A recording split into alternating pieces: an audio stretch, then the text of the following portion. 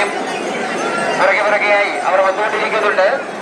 ആളുകൾ ശ്രദ്ധിക്കണമെന്നും പൂർണ്ണമായും അവർ പ്രവേശിച്ചതിനു ശേഷം മാത്രമേ നിരത്തിലേക്ക് കടക്കാൻ വേണ്ടി പാടുള്ളതും അഭ്യർത്ഥിക്കുകയാണ്.